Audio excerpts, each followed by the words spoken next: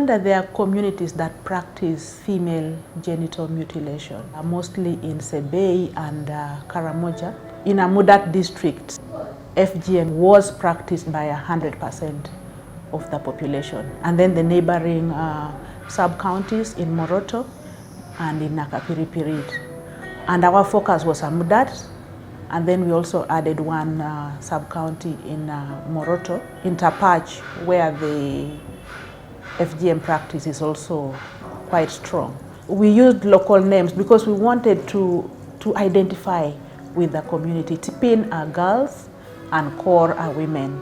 As long as the girl reaches puberty, she's supposed to undergo FGM, and it's a rite of passage. When you undergo FGM, then you become a woman. So that also means you are ready for marriage. And actually when during the period of FGM, they are dressed up in colorful clothes and advertised so that people who are ready to marry, whether they are 50 years older than the girls or they are younger men, as long as they have cattle to pay bride wealth, they can pick any of the girls and marry them. In 2010, the Prohibition of Female Mutilation Act ruled FGM, or female genital mutilation, in Uganda illegal. However, despite this law, FGM is still practiced in the country, especially in eastern Uganda, in Sebei and Karamoja region, where it is part of the traditional culture.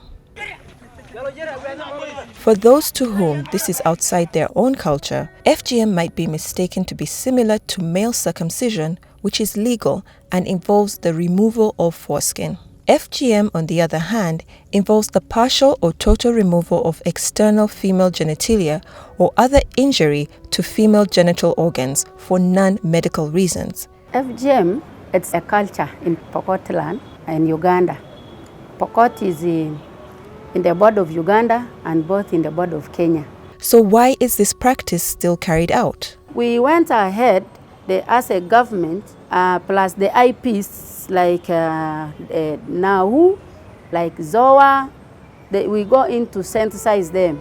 So when we interviewed the TBS or the cutters, they told us it was their incoming generating activity. That's where they survive from. They cut the glittery, they cut the minor majora and the major. Then they close it. They just give a small opening down, direct to the vagina.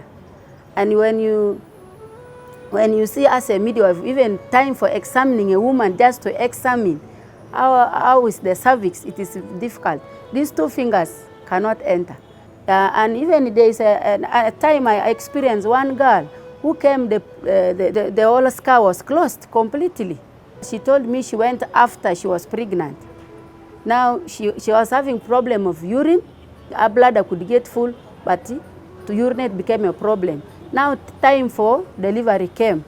There was nowhere the baby can pass, so it needed an operation. Then sometimes they don't even get medicine for treatment because they know the law does not want, so they hide in the bushes there. And others result getting sepsis because the wounds become septic. Others even they develop tumors because of that healing process. There is that clotting of blood, so that the wound can even refuse to heal. Many women could die, bleeding, and of course we saw that many girls were marrying at the tender age. Probably when the girl is about 12, 10 years. And once a girl is mutilated, of course, that is a gateway to marriage. And having done that, I found that when we interacted with the communities, these Tepes people, they told us that FGM is not their culture. They just got it as a result of intermarriages with the Pokot of Kenya, the Pokot of Amudat. Abu kata kengkaru itu mana kanu ini, ane hari pikir ni ayam orang piti olah dia muni ayam orang dia angat tunga yang mana nari ragu ayasi. Apa dia kini teman aku rugi gile ngi candu atuno. Aduh dia aku dawin, dengi dia nak bara kenget. Terus bara kenganyi buru terus orang dah kita lihat apa tuan dia apa tu. Apa ya tuan kau anak kau mamuni tu kerja gini boleh lo kolong. Abu yang lama kuan kerja gini. Poni to e bayo kori bori ni boko ye ko yoto wa pe nga dingi tichi ala kali ayanga e ko kichawani lo sang de lo dom aki boyo sham make tama muni tichi lo ti yo ko ngana duwa tanu ke raketan boreng ini pe tala karo ngi dada bu ngi gaw yang ni ceda nang yang na ceda e bo geto ne ge ko terenya le mu ngi ci ala kali aga tan yara ka tan aji kana ra ka tan do ginda ko bo yo ko nam bre ti lo ti yow e ko ken ta kai akai ke sene itane re ki zala to ma kai e ara pe ke poro bon ani ara uni atiyas tala cha kana to re ke poto no na ina ugi ya tan ki ko ke abi amale karanes kani er ka kina mo kina kilo so kini boko kiza kana ni ko abu aya ngulu ka sukul ani er ka kina ni ata mai ani tan to mai aya bo ngulu ke lo sukul da nyiro ka ngulu tan bo nde anya to aya ngata matu mo ke chedwe kala we bi amale karanes tamada ya ngiro ka pero na bo nyo akidu ngude. It was not a good culture. When I was young, in primary class in Amudat, I was like 7 years. I ran to see my sisters who had gone to circumcise. So when the kata was doing, it was really terrible because you see the girl opening the legs and other old women are just behind here. The old men are there with the spears and they cut. At that time, I did not understand what they just cut in the private part. For me, I thought they are cutting everything. But when now I grew up, it gave me a negative attitude on FGM. In our family, we are 7, and I'm the firstborn. But I'm the only one not circumcised. I happened to become negative to it because I saw with my naked eyes. I was married off, I produced 4 children, then later I went back to school because I was abused. They have even songs they could sing, those women, the co-wives, and even the sisters-in-law, they abuse, they sing for you bad songs. So you can even feel like going back to circumcise, but for me what I did was just to go back to school and I became a midwife. Ngalamu tadi awak ganyo penyoman, zaka bisa kumpolo kemuta monta kemin, kemuta atayi ya kegait kalau itu kela gua tayi kengati ketia kenyoru nyuci ngwalai wewa sagalip amela keiter ini aca jo onyet nyo ke nyile chi nyile tangen men gen kemut chi tang mal sangine kui chamunu kemakame kemamonda asara nyo ngapa nyoman o sawa nyo tini ke moto tini ake amuta ke nyilani o makiki melani kenyone nya wolo nyetele ye maswanye mane kiti ke bage muta ta por kle agta terurut ngotor de mela kemuta ke jege beta tachi kin ki anda mamuta nyamunta nyana ki ga yit mutata mbaca talikan ki ga yit mutata te ga nyoru janglono toro te ga yit mutata ki ataga muci agta pemonu aglusia kunyara moye nyokaramba mutat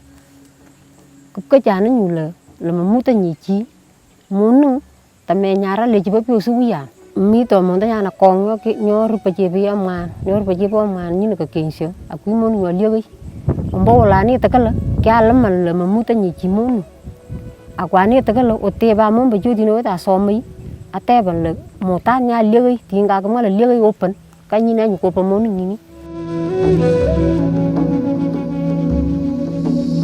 According to the World Health Organization, there are 4 types of FGM which are classified as Type 1. This is the partial or total removal of the clitoral glands, the external and visible part of the clitoris, which is the sensitive part of the female genitals, and or the prepuce or clitoral head, the fold of skin surrounding the clitoral glands.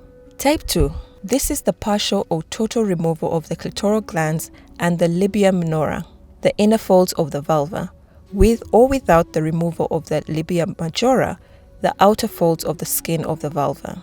Type 3, also known as infibulation. This is the narrowing of the vaginal opening through the creation of a covering seal.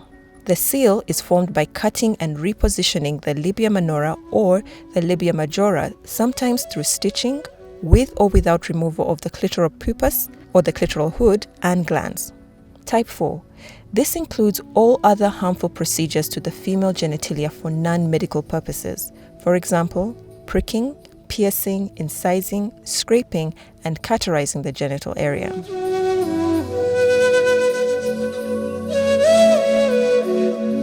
Even with the practice being made illegal in Uganda, some communities still go ahead to participate.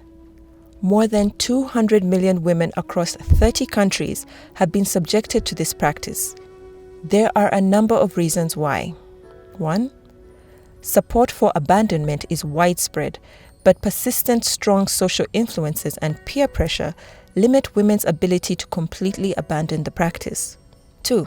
Male circumcision. Women's desire to participate at male circumcision ceremonies, a key community social event that only allows mutilated women to attend. 3. Younger age at cutting. In Pokot communities in Karamoja, FGM is taking place at 14 to 15 years as a rite of passage before marriage. 4. Changes in practice. Girls undergo the illegal practice in secret and even cross the border to Kenya, where anti-FGM law is perceived to be weaker. 5. Potential intergenerational effects. Mutilated women are more likely to support their sons' marriage only to mutilated girls. They tend to be the promoters of FGM.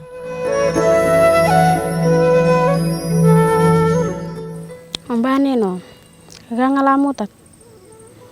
Mbolo ta yechi kushida. Mbolo tine tinga kamotenyi mukenyi yitenyo ko. Ma tenanye. Mamute isha accept lawer.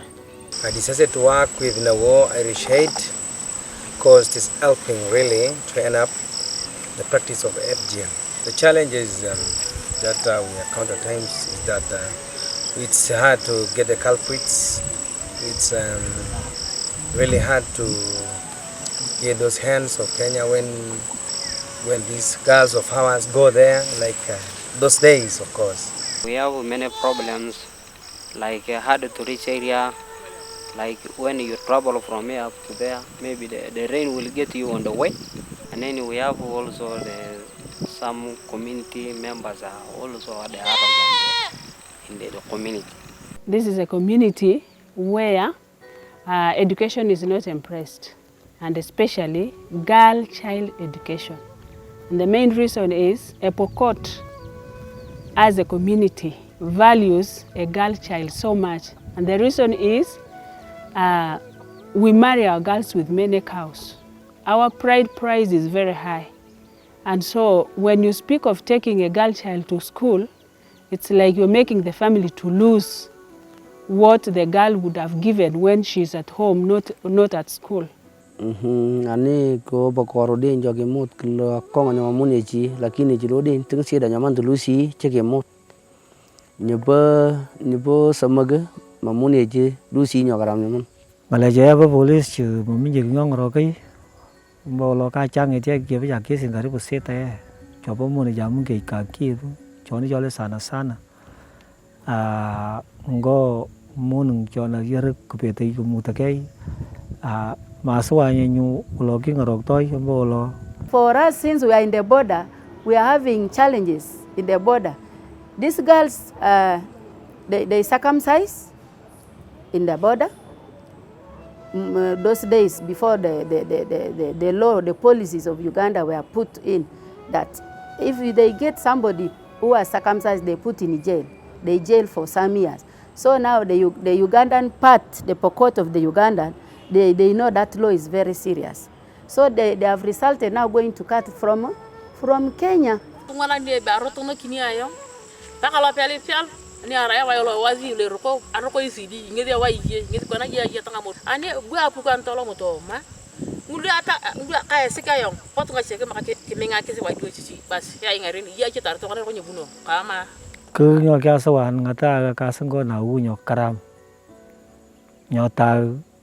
Kapamon ng school nya bodeng ke mon pela ke amot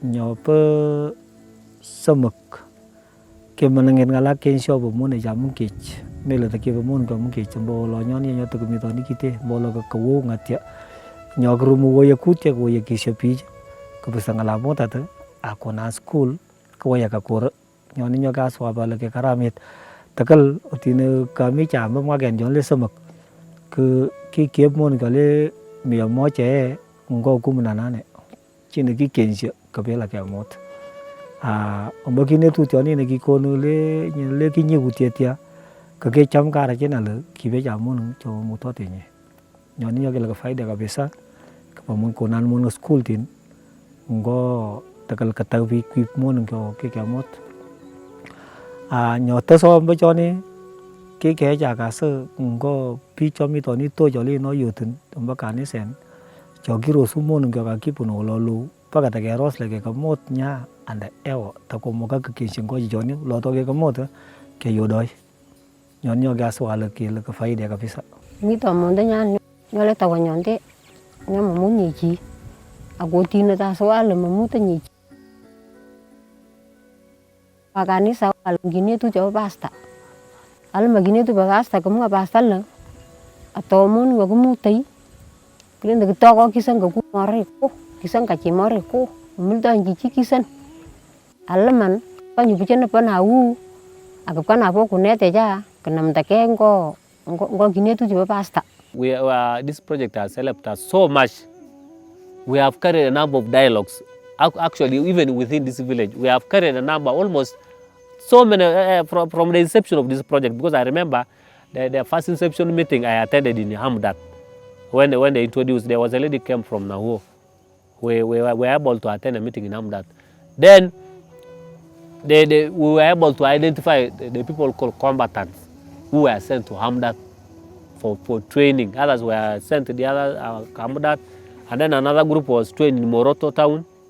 So all these people, and the people who brought in were former cutters. So these people are now becoming champions talking to the rest of the communities, talking to their children, because some of them have grandchildren, some of them have their own children. So now they are becoming champions and they are talking to these communities. That's the biggest achievement, because we need to bring the people themselves who have been affected by this cutting, so that they can talk to the communities, they can talk to their children. Now you find that a number of girls now, as we speak, those ones who have grown up, at least many of them have married when they are not cut. The boys now are marrying uncut girls, because the testimony they give is a girl who has been cut. If you have sex with that lady, compared to the other one, at least the one who is not cut is better off than the other one who is cut, because the enjoyment is so different. You realize that this project began in 2017. It is a 3-year project. You know, at the time we began, when you look at the culture, something to do with the culture is one of the sensitive parts that you can deal with. So one of the successes that we've realized is that on FGM, when we began, it was very rare to find the number of men accepting to marry these girls. But now we are realizing there's a change of attitude in men. They have begun accepting to marry some of these girls uncircumcised, which used not to be there before. Secondly, many of the girls are running to school now. You realize that there's a lot of increase of girls in school that we call the rescued girls. And we think this is as a result of awareness that we have been creating in the communities. The project also works with the SAGE beneficiaries. These are the elders who get grants. And why we selected that as an activity is that we felt that the SAGE beneficiaries are elders who are more influential in the community. And the success of register there is that we realize that many of the Kokomelkong are the women who do the cutting, have surrendered some of their weapons, and the weapons I speak about here is the knives, and they have joined the group to fight against some of these bad practices.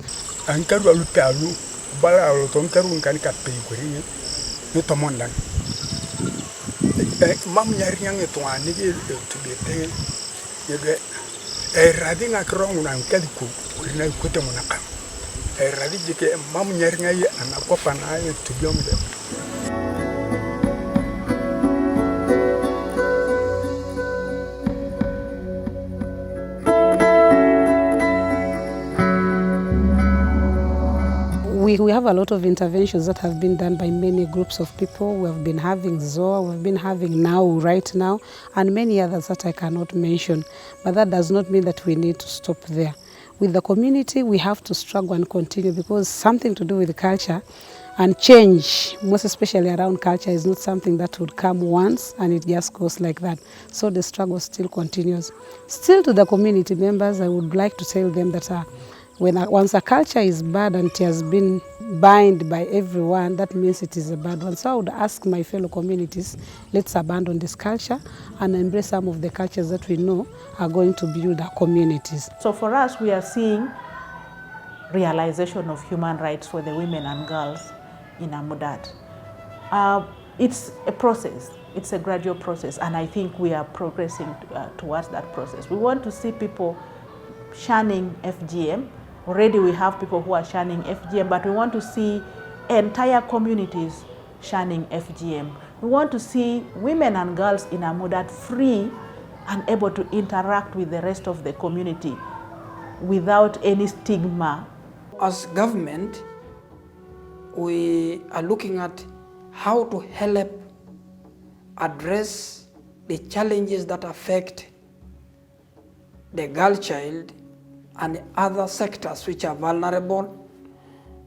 And we found, as a government, we found NAWOU a handy organization. Where we have reached so far is good, but it's not good to stop there.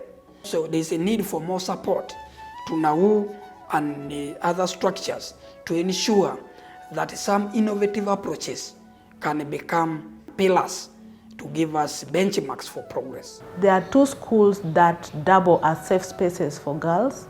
Kalas Girls Primary School and then Katikit Primary School, which is a mixed primary school.